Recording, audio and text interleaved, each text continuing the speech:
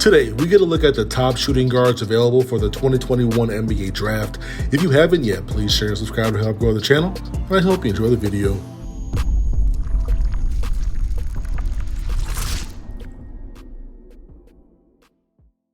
Today's video is powered by SeatGeek. Get $20 off any ticket sold using promo code AITRIGHT on the SeatGeek app or website. The 2021 NBA Draft is soon approaching.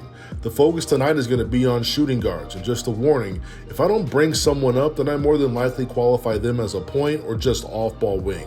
I'm listing guys who I can see in that Devin Booker, Brad Beal, Chris Middleton type of role. So I'm not adding guys like Kispert, Butler, Highland, or Dosunmu. This is one of the deeper shooting guard drafts I've seen in a long time, and I've been studying and watching as much film as possible to give you guys 15 of the best shooting guards available in this draft. And then I'll rank my big board top 5 available shooting guards. I really don't care about what other people think, and I don't base my list off of theirs. This is just what I see and believe.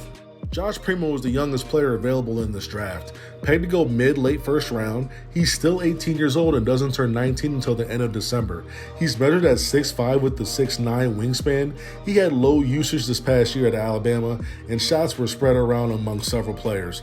8 points per game, but made the most of his opportunities when he got his touches. 38% from 3 while showing a quick first step when attacking the rim. Similar game to Anthony Simons and Gary Trent. Jaden Springer is another young draft-eligible player who will be 18 when he's drafted, not turning 19 till September, so teams have to love his ceiling as a ball player. Seeing him go mid-first round, he's a hooper, loves to attack and uses physicality in the paint. Bigger guard, similar to Malcolm Brogdon, he measured in at 6'4" with the 6'7.5" wingspan at 205 pounds. He does need to get more comfortable from three-point though. He made over 43% from deep, but he only took 1 to 2 threes per game, so he was very selective. 7 games without a three-point attempt. He was more aggressive in the second half of the season from distance, where he shot 30 threes, but he only made 11 of them. Trey Murphy is pegged to go mid-late first round, early second round. He was 5'8" as a freshman in high school, signed with Rice at 6'5", transferred to Virginia and had a great year at 6'9". He just turned 21, so I'm not sure if he's done growing. He averaged 11 points and 3 rebounds, but remember, at Virginia, they play a ridiculously slow pace and conservative on offense. And he still had a 50-40-90 season. Over 50% from the floor, 43% from 3, and over 92% from the free throw line. Has good measurements at 6'9" with a 7-foot wingspan. He'll be able to stretch the floor, guard multiple positions defensively, similar to Cam Johnson for the Suns. Quentin Grimes is a former top 10 recruit and was once considered a lottery type of player. He probably goes late first or somewhere in the early second round. At 6'5" with the 6'8" wingspan, he's proven himself as a good defender but also an elite scorer. He put up almost 18 per game while shooting over 40% from 3 on over 8 attempts per game. He had one stretch in the season where he was putting up over 23 points on 48% shooting, 50% shooting from deep. He's more than just a shooter though, and I think he'll show more of his game at the next level. I'm a fan early due to him having a tough time at Kansas, then being able to pick up the pieces and transfer to Houston and lead them to a Final Four. Cam Thomas is a 6'4" guard looking to go mid-late first round. Burned the Nets in his freshman year. The former 5-star recruit out of Oak Hill led all freshmen in scoring and was ranked 4th in the country in scoring with 23 points per game and 1st in the country in made free throws. Volume shooter, but the way he got his buckets was similar to Devin Booker or James Harden. LSU didn't have great spacing, so in a more complex offensive system with better players, he's going to be tough to guard in the league. Aaron Henry is looking to go late first or early mid-second round. At one point last season, he was playing like an All-American to will his Michigan State team back to the NCAA tournament. He comes in at 6'6" with almost a 7-foot wingspan. One of the better perimeter defenders you'll find in this draft. He put up over 15 per game and almost 6 rebounds. Much more of a slasher and attacker than long-distance shooter. 215 pounds, big body, aggressive guard. Jalen Green is pegged to go early lottery, top 3. For the G League Ignite team, he averaged almost 18 per game against veteran pro players who are looking to get back in the NBA. Taking on that kind of pressure against that talent level is very impressive. He stands at 6'5" with a 6'7" wingspan. You can find his personal breakdown right now in the top right-hand corner or in the description. James Bouknight is going to be a lottery lock. Looking to go mid-lottery between the 5th and 9th pick, he stands at almost 6'5" with the 6'8" wingspan. He dealt with some injuries in his last year at UConn, but when he played, he was putting up almost 19 per game on 14 shots, but under 2 assists.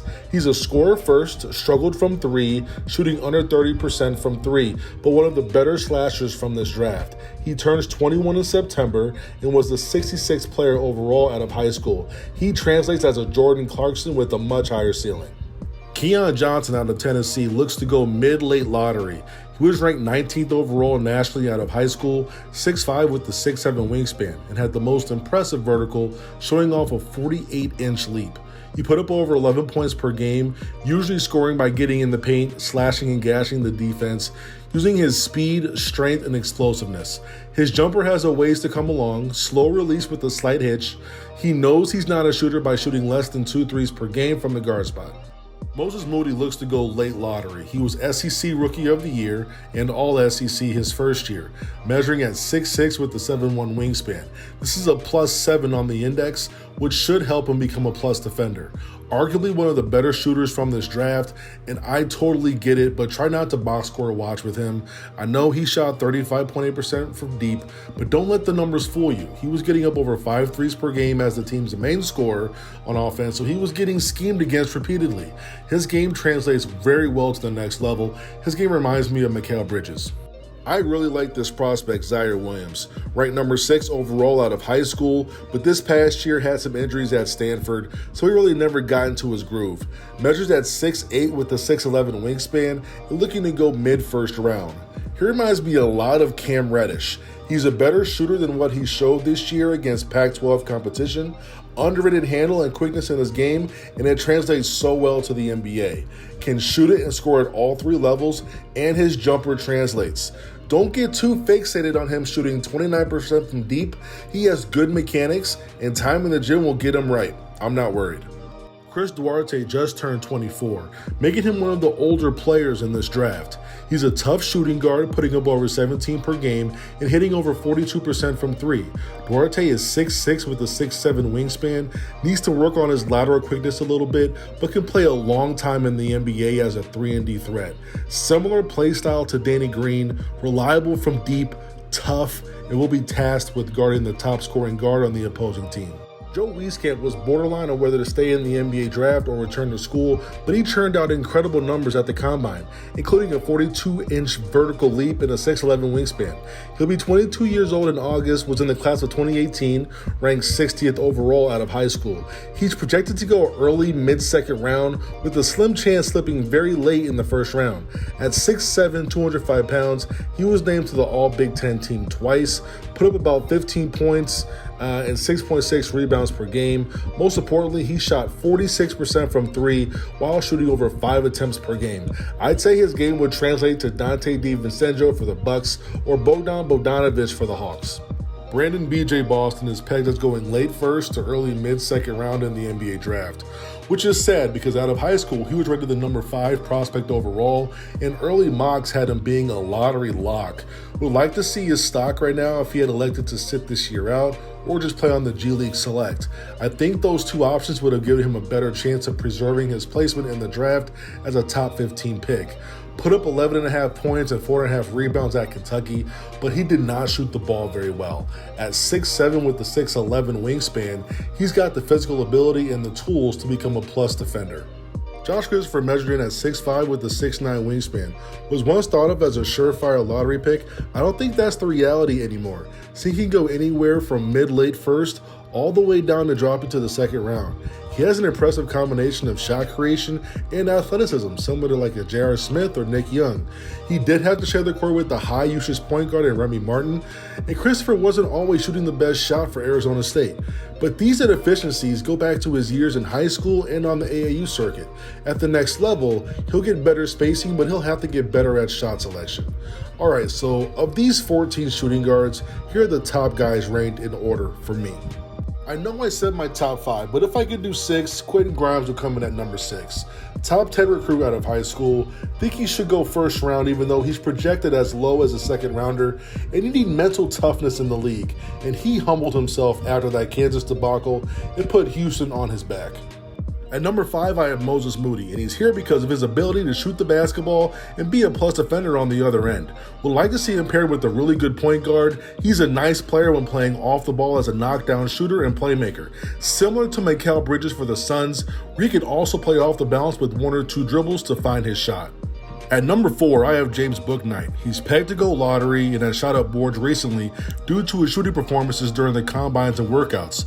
When you watch his game, some of his shot selection was rough, but he shot 5 threes per game, and I don't see Dan Hurley allowing that unless he truly believes the kid can knock him down.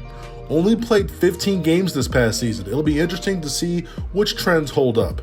At number 3, I have Chris Duarte, sharpshooter, high-energy guard, someone who I believe will last in the league because of his size at 6'6", high motor, toughness, and underrated athleticism. A little risky here as an older draft prospect at 24 years old, but he's someone who responds well to being slighted and overlooked.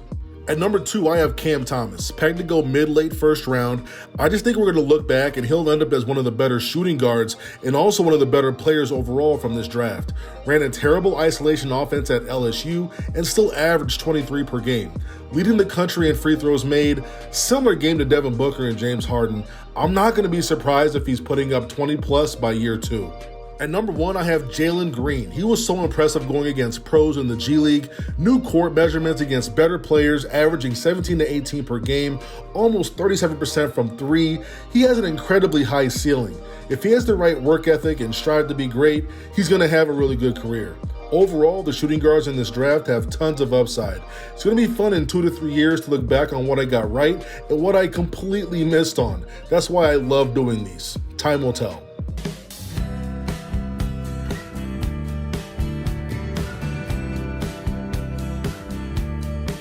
Dan Dockage can't guard me.